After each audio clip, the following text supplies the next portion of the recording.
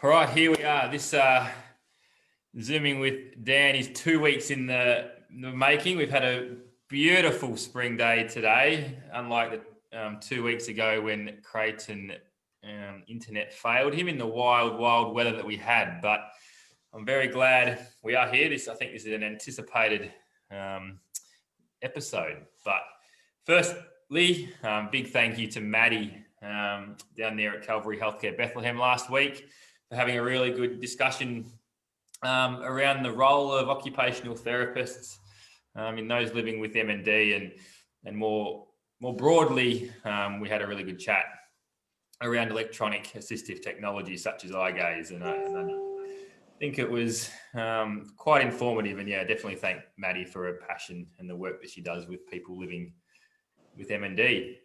As I've already mentioned, Creighton Parker is with me again tonight.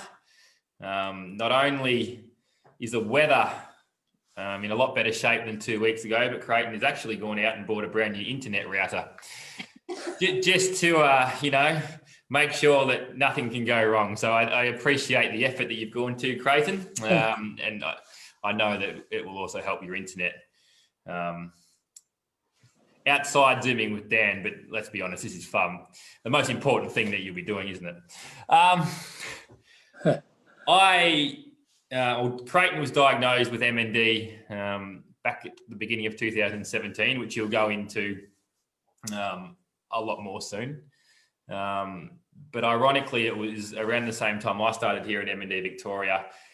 And I guess my first unofficial introduction to Creighton was at our MND Victoria information session that I attended for the first time. And that's the session that Creighton attended to hear all about MND Victoria and the services that we will be providing him throughout his MND journey. I've also had a bit to do with Creighton in the last few months, as he is going to be our guest speaker at our upcoming AGM, which is really exciting, and we're delighted that Creighton is detailing his story around living with MND to that audience in October.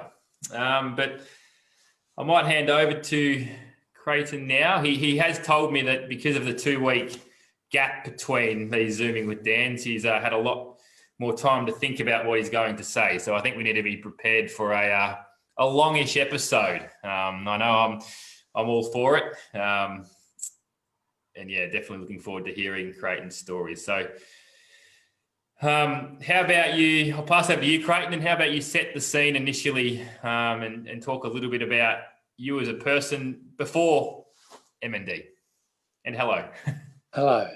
Thanks, Dan. Actually, I probably should forewarn you that I told my daughters I had a 2 week delay and a little time to prepare some jokes for tonight. And I think they're a bit worried they might be dad jokes. They may well be, but there we go. As I mentioned last week, I'm married to Judy, and Judy and I had 3 children.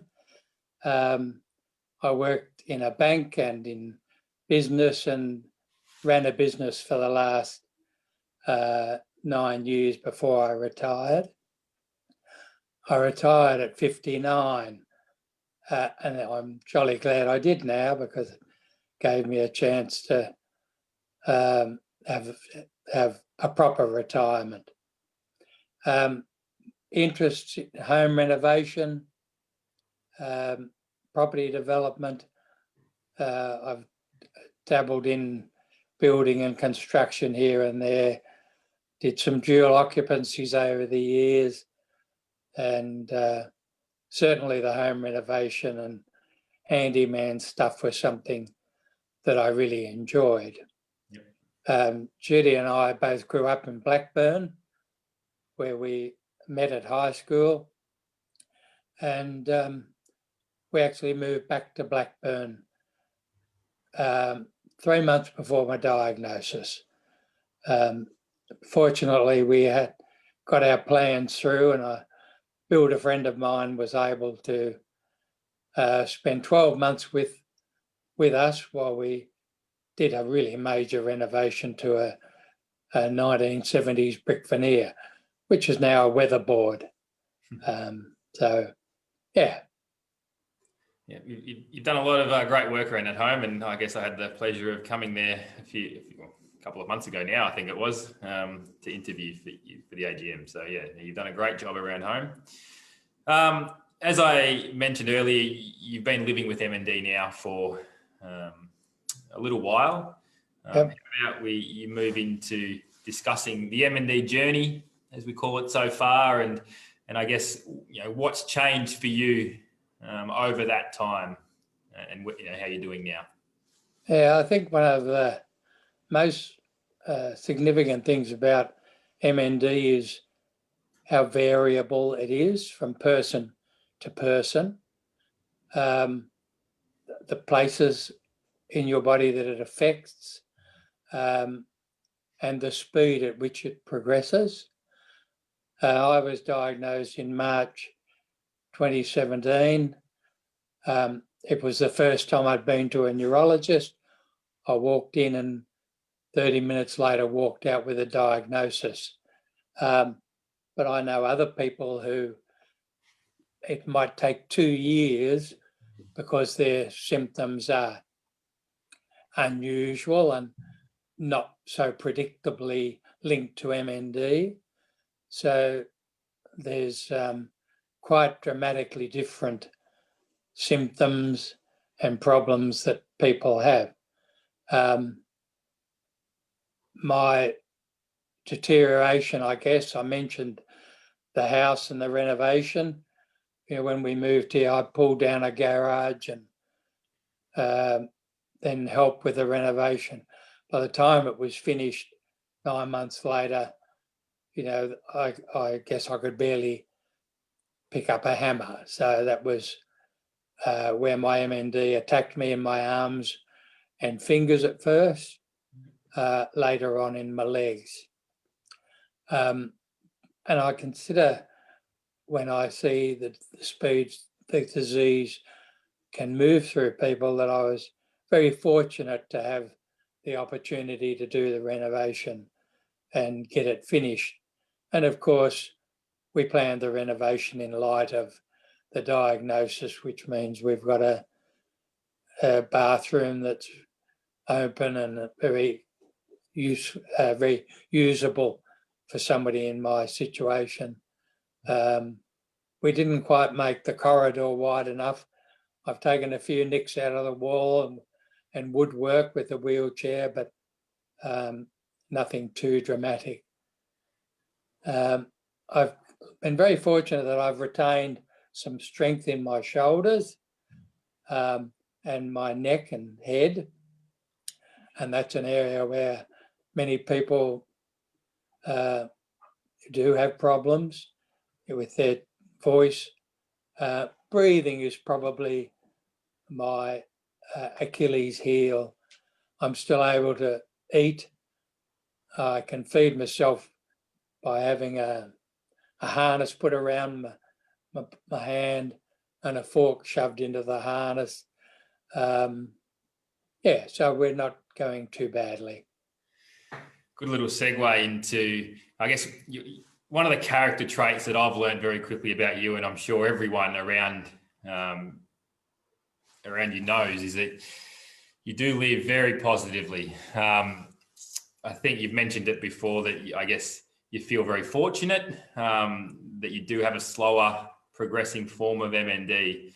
But yeah, discuss a little bit about the reasons you choose to live so positively and why that has helped you, live your life with MND.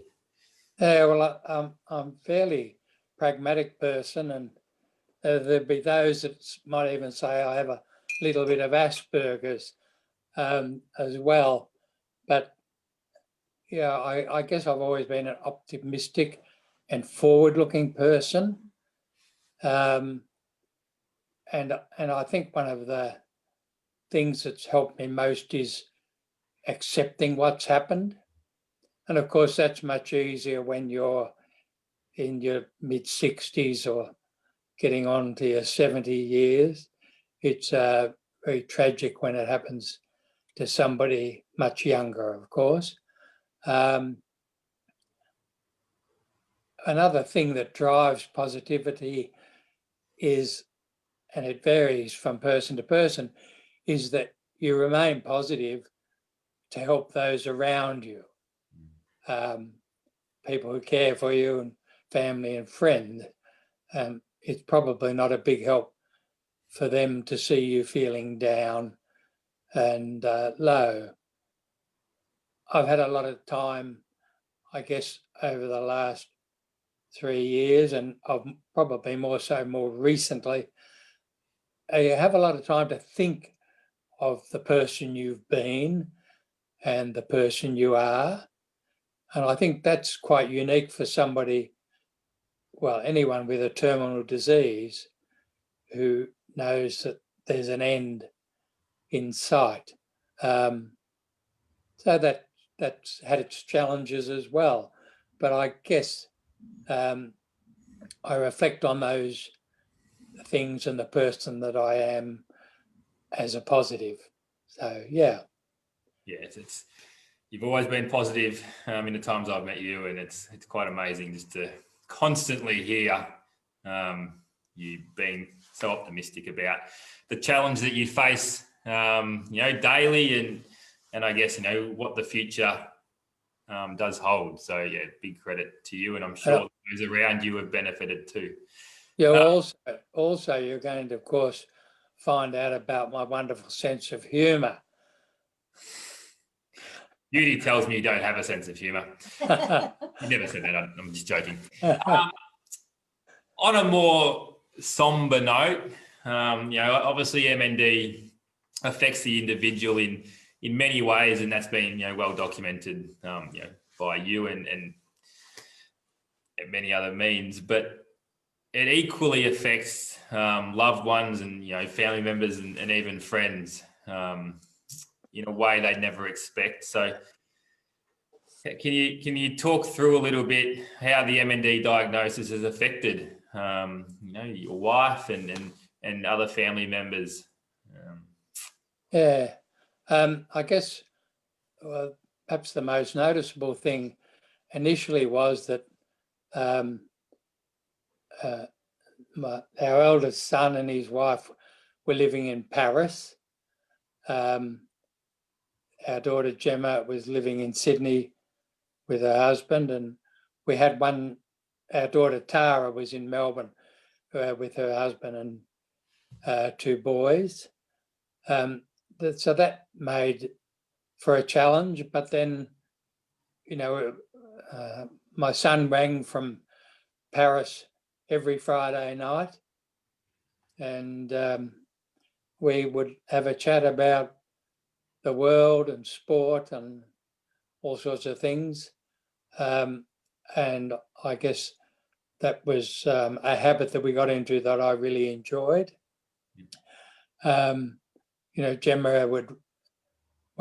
Gemma got married here about a year after my diagnosis, got married in Melbourne and has moved back to Melbourne. And then also before last Christmas, Alex and Christy moved back to Australia, and they're living in Tasmania, Port Huon. And that's been lovely that the family have are nearly gathered back in Melbourne, but are not too far away, and we've been able to see each other regularly, except for coronavirus, putting a spanner in the works. Yeah.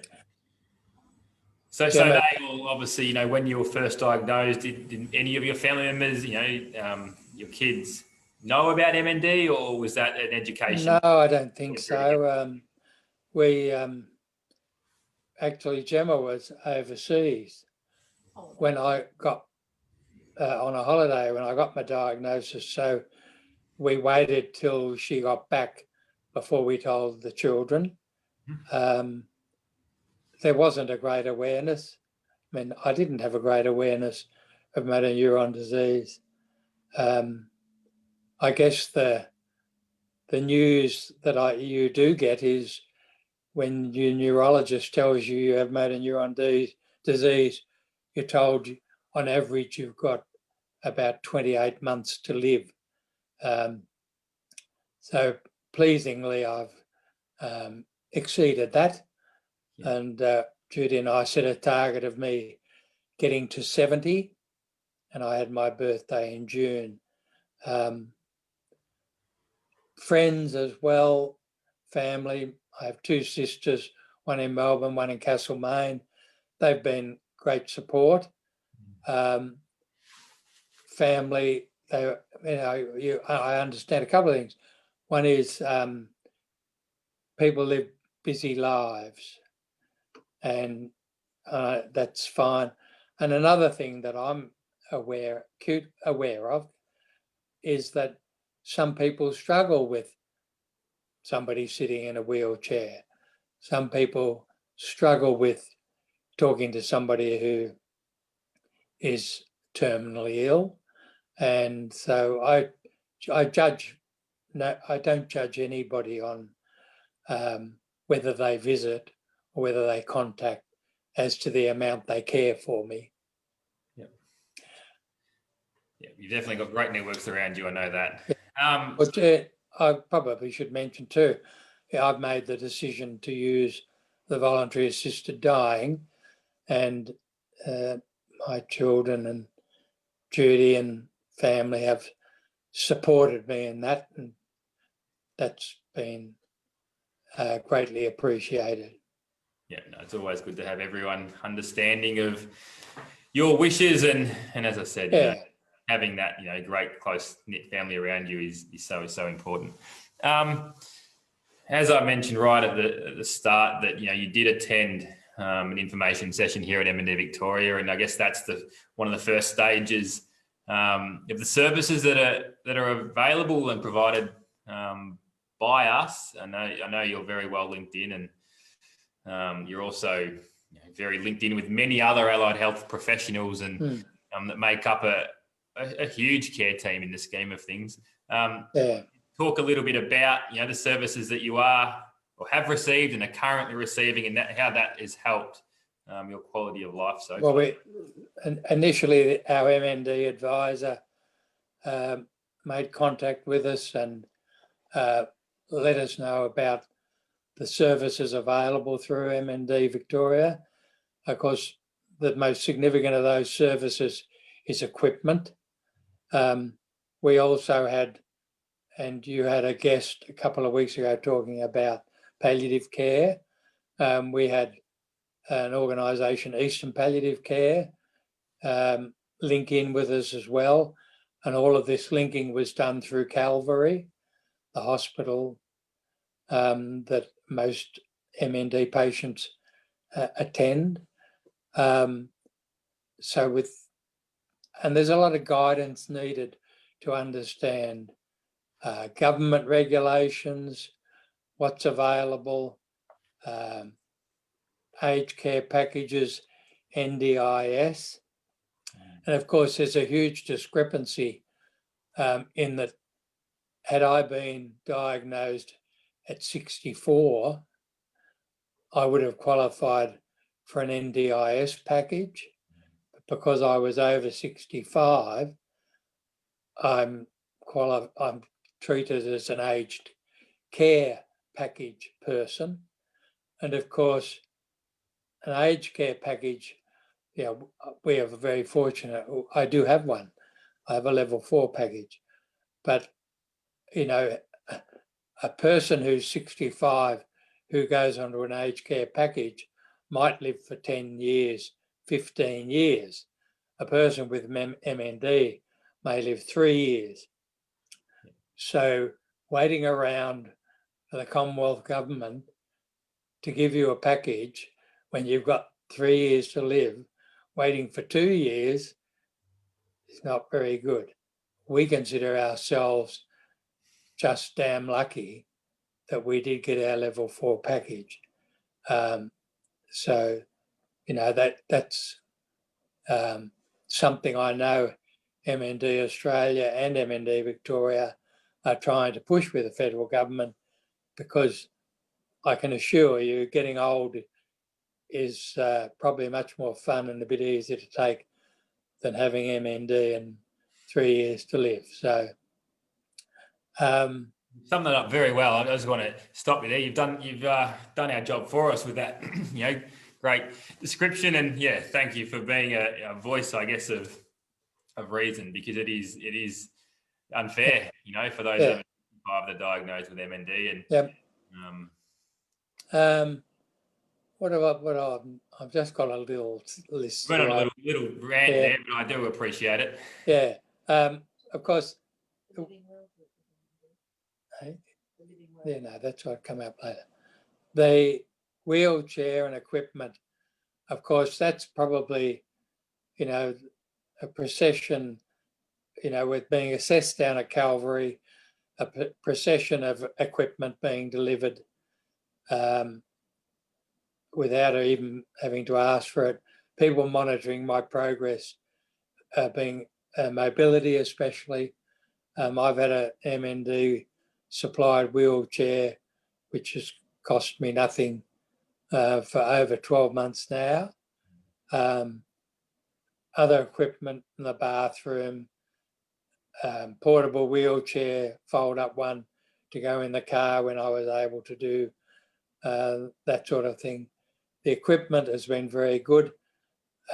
Repairs to the equipment, because I managed to drive it into the bottom of a gutter or something. They've been very prompt. And you and I have talked about perhaps some areas there with delivering equipment that could improve or decrease the likelihood of damage. So I don't really need to go into that.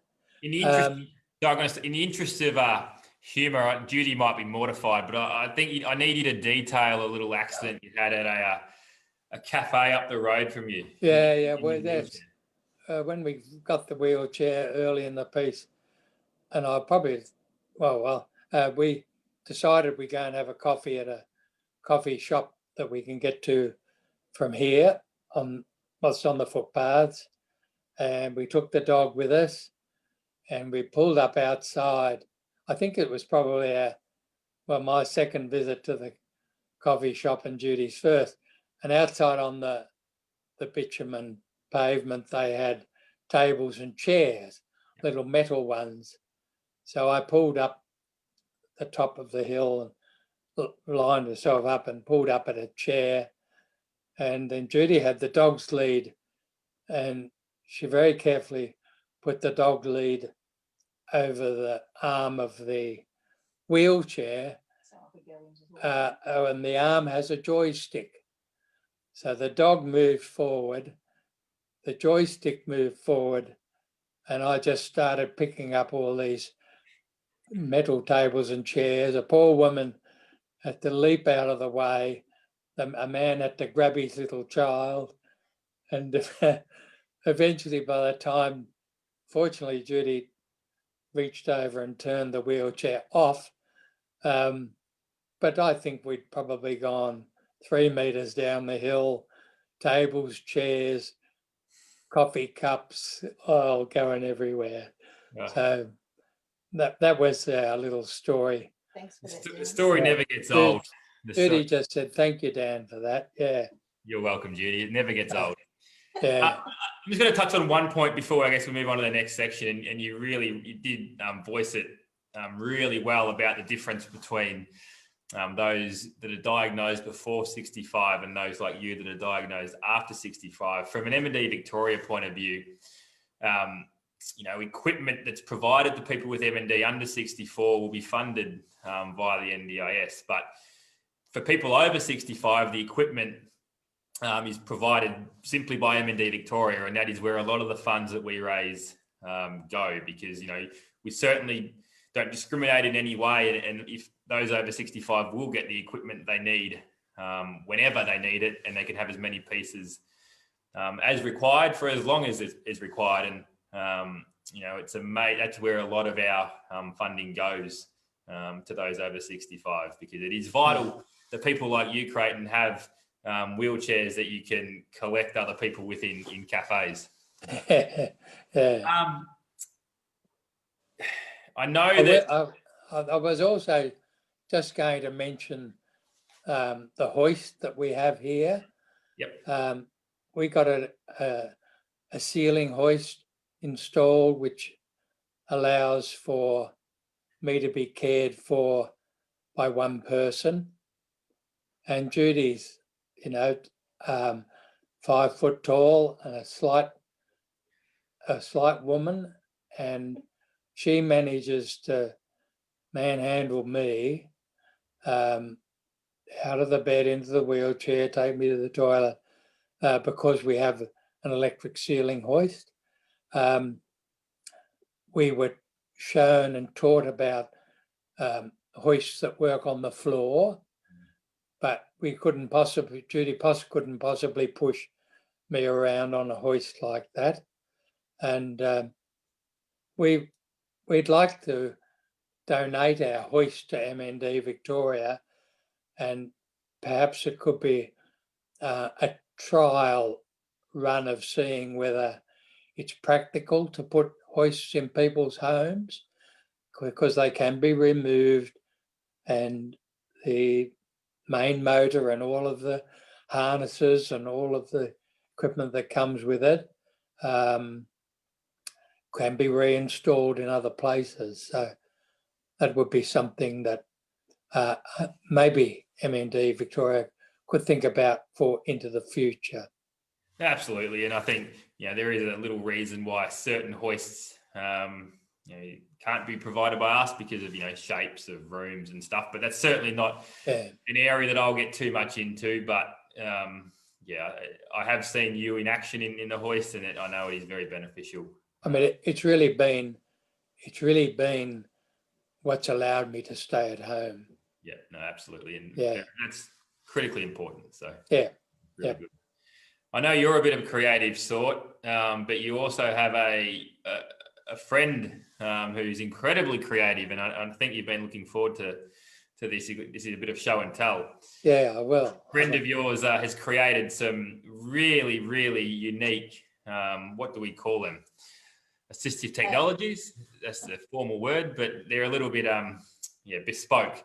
So how about you talk through some of the aids that you have? I'm going to take a bit of credit myself. My friend put into production the ideas that I had, but this isn't one he did, but it's one that I came up with. I'm going to try and show you. Is getting dressed when you've got MND. Here's there you go. Can't see. Come over this way. You see that? No, this way. It's not showing. That way. Well, I can see me. Can you see them? Yeah. Okay. Underpants sewn inside shorts. You only have to put them on once, not twice. I don't think I'll ever be showing that again on Zooming with Dan. No, you probably won't. But there's even better and more to come. I'll just go back and come forward. I set my friend Ron the task of, I needed something to dry between my fingers because they don't come, I can't separate them. So he made me a stand with a removable piece of toweling so that I just run the fingers down the gap, down the gap, down the gap, and I've dried between my fingers. Ron's made that for me.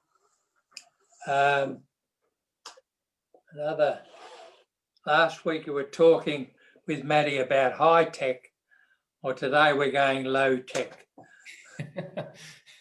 There's a fork Ron made for me. It's got a bend in it to make it much easier for me. But the couple pieces to resistance is to come. I'll hold this up. Oh, right, yes I will. Can you see that? Yep.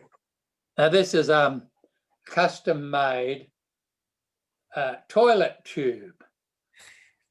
And so that allows me to go to the toilet without having anyone assisting. But of course, Ron and I had an interesting discussion about small, medium or large. I assured him large was the size that was needed for the toilet tube. And the other thing about this is, I can assure you, Dan, it's not warm. It's not warm. I'm not even sure what to say. And now, just one other. I have had terrible trouble with my feet being very cold. So we got some socks, and I wear them to bed. I call them bed socks, and I think that we could be on a winner here.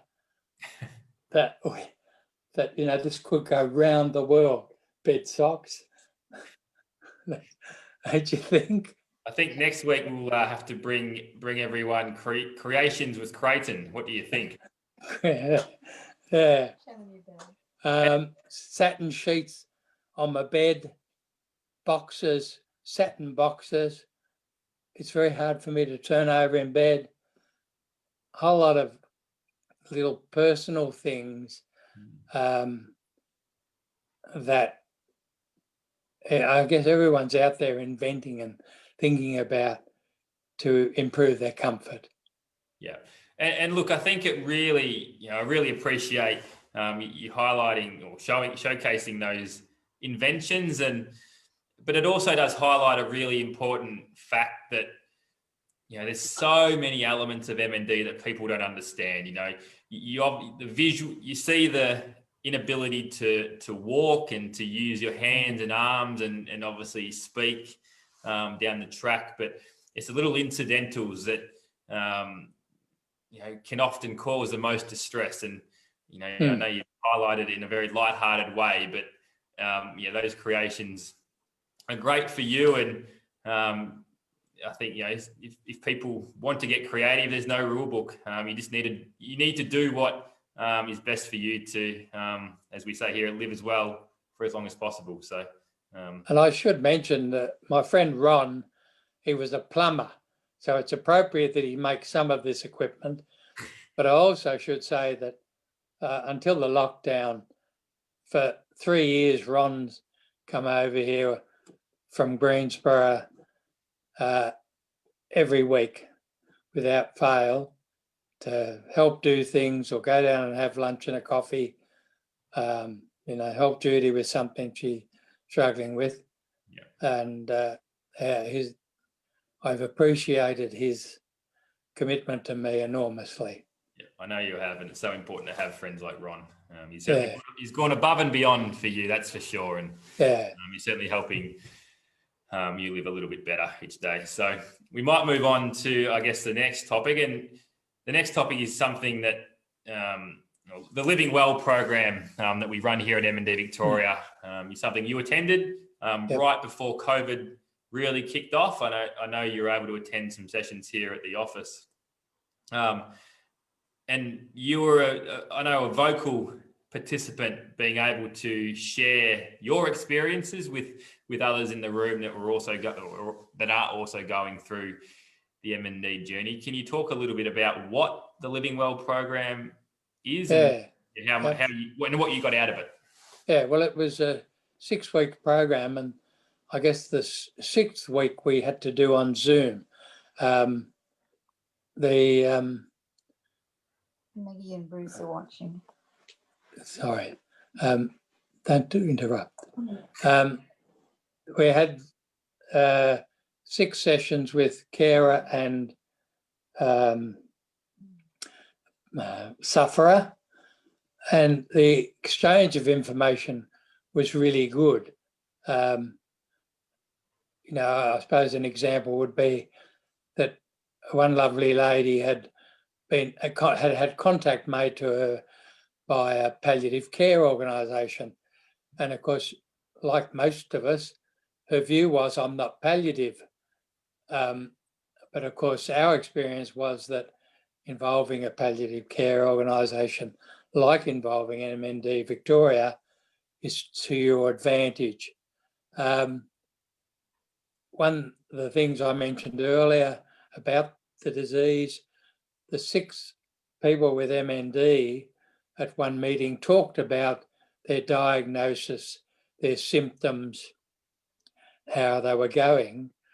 And if you were sitting there not knowing you were with a group of people with MND, you would have thought 6 people were describing 6 different diseases. That was, I think, and that sharing of those experiences was invaluable. We've met on where one of the ladies runs Zoom meetings, and once a month we gather on a Zoom meeting. Sometimes it's 3 couples, 5 couples, 6 couples, and we share and exchange information. I guess one of the funny things that happened is one of our Zoom meetings, I showed everybody my toilet tube, and of which I'm very impressed, very proud of. And the next meeting we had, one of the guys, I think he cut the top, or got somebody to cut the top off 2 Coke bottles, or the bottoms off them. He shoved them inside each other, shoved a bit of hose off the end, and I think he was mocking me just a little bit, showing everyone he'd made his toilet tube, and which was very funny. But I think the one thing, and I'm not one to swear, but it actually, the mocking gave a new meaning to the expression taking the piss. You're taking over this. Look, I think another great story, and I think those at M&D Victoria that created the Living Well program initially would be so rapt to hear that you are all staying connected. The fact that you all attended the 6-week program here at M&D Victoria, and obviously with the last one on Zoom, but the fact that you have stayed connected over the next few months is really exciting and good for you all, because sharing experiences it can be very important. Good little segue, and you've probably given a really good plug that we do have another Living Well program commencing next month. I know I'd recommend anyone thinking about attending. Obviously, it is for someone with MND and a carer to get in touch with us. And I think, Creighton, you'd be a big advocate, wouldn't you? Oh yeah, absolutely. Yeah, for the person with MND and the carers as well. It's sometimes think perhaps it's even harder being a carer than it is having the disease. But it's great for people to get together and be able to relate to each other and share their stories. Yeah. In a very, friendly environment, I guess in some cases you've pointed out a very light-hearted forum as well. So I'd encourage anyone that is interested to get in touch with us at M&D Victoria. Yep. I know we're getting close to the end here, but I did touch on it right at the beginning that we have enlisted you as our guest speaker for our upcoming AGM in October, and I think we're all very excited for that. You have pre-recorded your speech, because I know you weren't sure if you'd be able to speak well enough come October, but we've definitely put together a really good piece. So I guess on behalf of the organisation, we do thank you for being our number one this year at our AGM. It's a big part of what we do. I think if you'd put Maddie's picture on the front of the annual report, it'd probably be a bit more interesting than having my picture there anyway. We're all about supporting people with MND, right? And that is you to a T. So that is why you were there. Yeah, that was lovely to do that. Look, and just to wrap up, we've definitely highlighted your positive nature and your optimism towards living with MND. And what's some advice you have personally that you could potentially offer those that are either starting their MND journey or going through it just like yourself? Yeah, I think probably, my personality's helped me a lot, being pragmatic. I think thinking about the way you're going to approach medication, there are so many ideas and theories and fake news and good news out there, but to listen to what your body says. I took some medication for a while that knocked me around, but I didn't know till I stopped taking the medication that I wasn't deteriorating as quickly. So it's always need to listen to what your body tells you and think about the things you can do to improve your well-being. And that's, I think, where I've been very fortunate. I mean, the most painful thing I've had with my MND was kidney stones, which has nothing to do with MND. So the rest of my coping hasn't been as severe as I know it is for other people. So, it's difficult to tell somebody. I mean, I'm just lucky. So I'm not lecturing people on how to cheer up or how to cope, but having people around you who love you and support you makes a huge difference as well. I have classical music. I have a dog. All those things help to make life a little bit easier. So, yeah. I think it's a really good place to leave it. And I guess once again, it's been a pleasure chatting with you, Creighton. And you just keep being you because, I think that positive nature is getting you a long way and those around you. So thank you for your time and sharing your story with everyone. It's been By the way, the bed socks was a joke. I don't know. I can't read you anymore, Creighton. I don't know what tonight. Yeah, just in case. No, it's been great. Right. Thank you so much and good night. And we'll definitely catch up again soon. Righto. Thanks, Dan. Bye. Bye.